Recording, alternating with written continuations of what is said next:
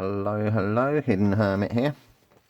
I'm in front of a couple of Nine of Pentacles here, and you can always rely on the English Magic Tarot to perhaps give you a slightly left field alternate take on some of our favourite cards. And I say that the Nine of Pentacles is a favourite card because, well, I would say it is. You know, when you think about the nine, you think about gain, abundance, material wealth, all those good things that we all wish for.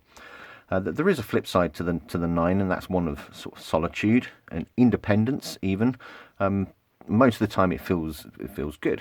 But anyway, we're looking at the English Magic Tarot, and it certainly is a different take. For example, the most prescient difference is it's a bloke instead of a lady, and that's important for a couple of reasons.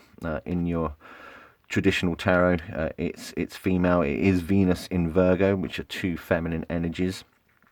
A lot of people regard it as a symbol of female independence. So putting a bloke in here is what's quite a turn, really, almost revolutionary. And I say that because the bloke depicted in the English Magic Tarot is Charles II, the King of England, and I think that's a good way of portraying it. Let me give you a little bit of an English history lesson. So Charles I was killed, beheaded, executed by Oliver Cromwell.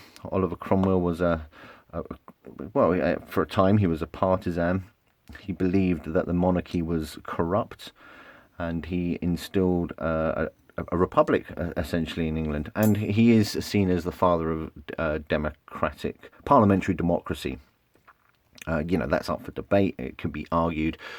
And he instilled quite a Puritan vibe to the England in the decade that he ruled.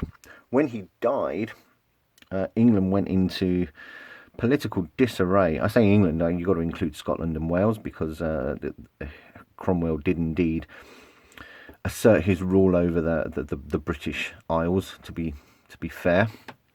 But when he died, the politics in Britain was in complete disarray, which feels a little bit familiar. I should note that I'm recording this in September 2019. Take from that what you will. Anyway, so once Cromwell died, England opened up their arms to Charles II, who spent, interestingly, 9 years in exile. He was defeated in battle by Cromwell's forces, and he fled to France and Northern Europe, the Netherlands, where he hung out. His mother was French, so he seemed to be quite happy over there in Northern Europe. But nevertheless, he came back, and he was instilled as the king again, and his 25-year reign was he was a loved king. He was called the Merry King because they had a decade of religious stoicism, quite a puritanical belief. And when he came back in, then the party started. Basically, there was his rule was considered to be abundant. There was a lot of partying, there was a lot of merrymaking. In fact, the book in the English Magic Tarot compares his reign to the swinging 60s. So instead of sex, drug and rock and roll, there was sex, owl and bawdy ballads, which I think is so funny.